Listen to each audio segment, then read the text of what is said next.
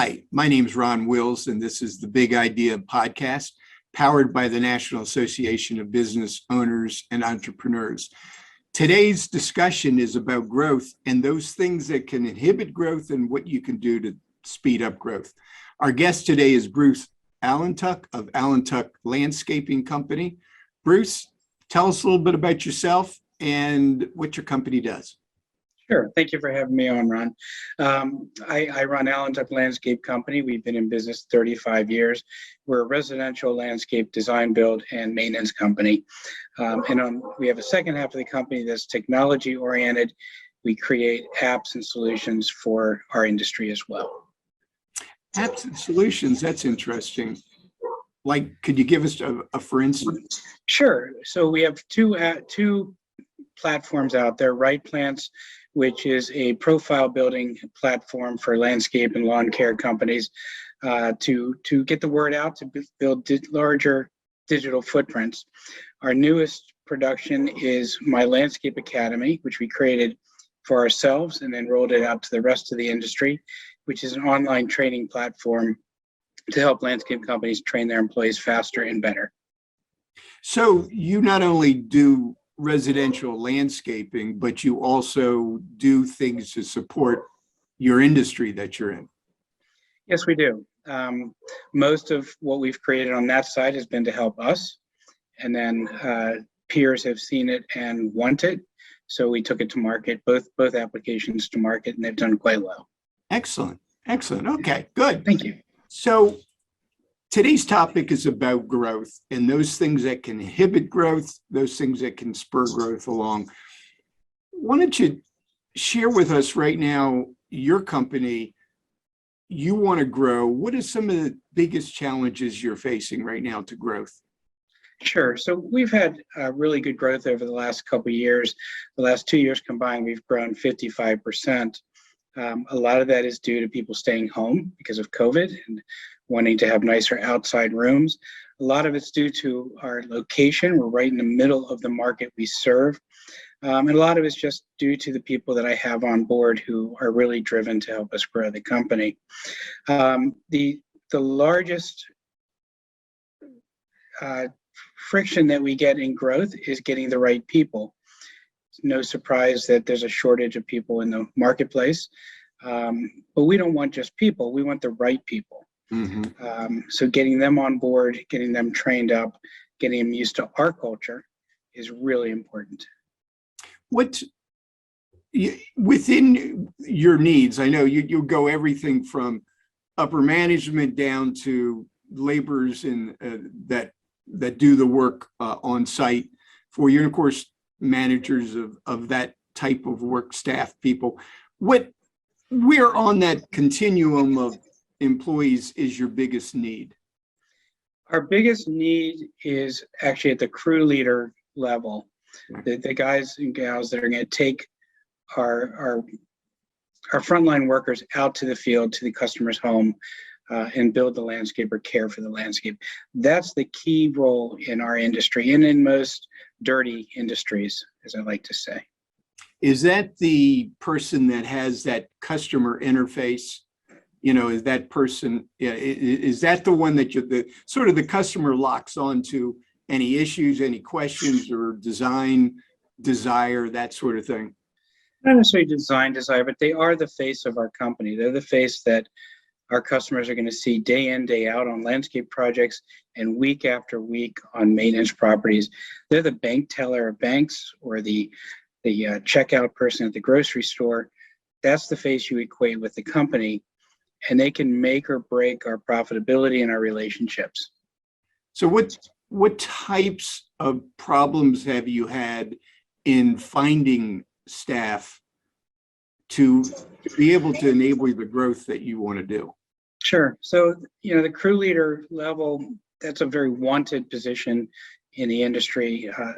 And it combines such a vast amount of skill sets, the ability to do the work, first of all, and understand the work, but also the ability to lead people and the ability to speak with customers and communicate our messages and our visions. It's a real hard position to fill and real hard position to find the right people for. Fortunately, we do a lot of training on that, and we can take people that have the right mindset and get them up to speed in time or over time. So we try to be proactive and find those hidden gems in our staff that we think we can train up. Well, good. So in a sense, we used to call it back in days when I was in banking, cross-training of staff. Mm-hmm. And when you found that bright person that had been amongst your midst all this time, but without the training, you just didn't know that they could really offer a lot to the company. I've heard you several times talk about training. And mm-hmm. So that's a priority issue with you, without a doubt, I would assume. Well, it's a huge issue with me on several different levels.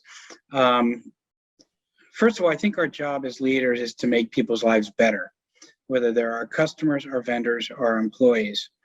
And by training our employees, we're making their lives better. We're showing them that we value them and that we're willing to commit time to them. And I think that does a lot for our culture and does a lot to retain people. The more people we can retain, the less we have to replace and retrain.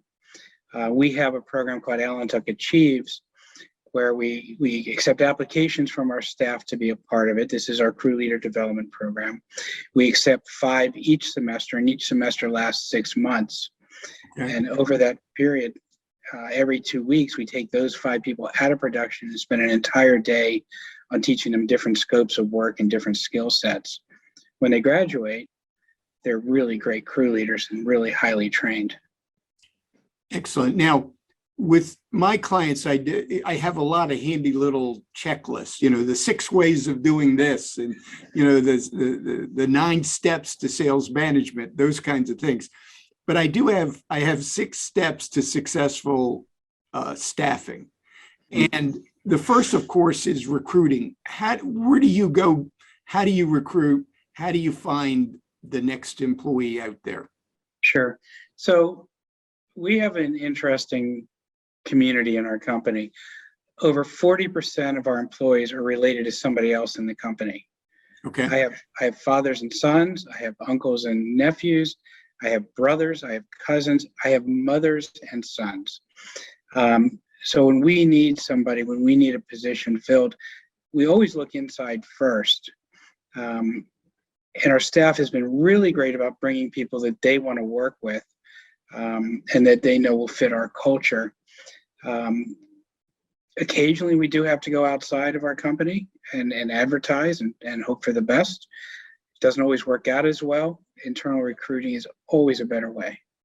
And absolutely. And, the internal recruiting or referral program with people mm-hmm. in the company, absolutely real big piece. In fact, it's actually helped you minimize going out and doing regular recruiting, which the majority of your competitors are probably trying to do right now.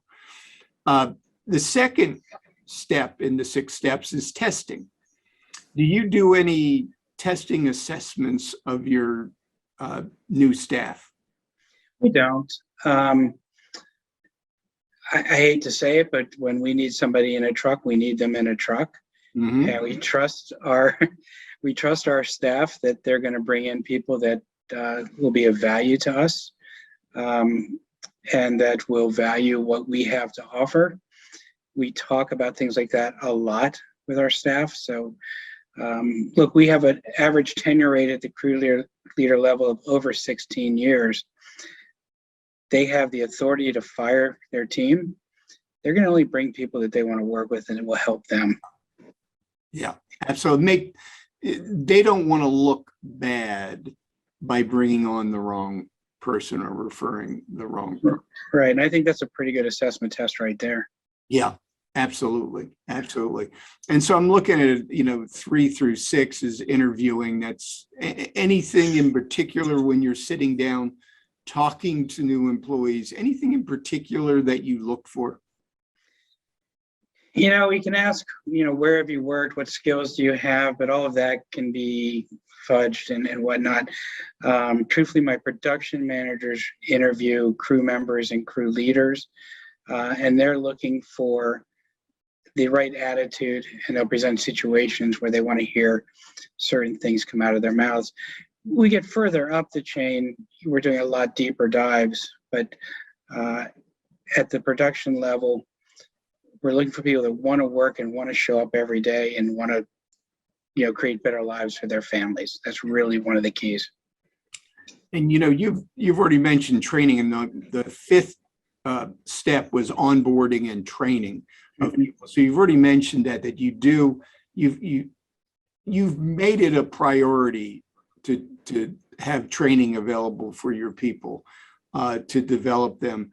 What about something that the sixth step, I call it the ongoing care and feeding of employees. But what do you do to keep, some people call it culture, just the environment of working for Allentuck Landscaping? What is it that you do to constantly communicate with your people? Sure. If I could, I just want to go back to training for 1 second, because the training I spoke of is crew leader development. From day one, new employees are enrolled into my landscape academy. Like I said, we created this platform for ourselves, and that takes them from day one up to crew leader. So they're getting the benefit of equipment training, safety training, and process training. And then it's reinforced in the field with their crew leaders and production managers. As far as how we nurture our employees, we actually have an employee on board. Her whole role is employee care. And that may sound like an HR thing, and in many ways it is. But because we're a multicultural workforce, I felt it was really important to have somebody on that was bilingual and could help people through the everyday challenges of being in an environment that they're not necessarily born in or raised in.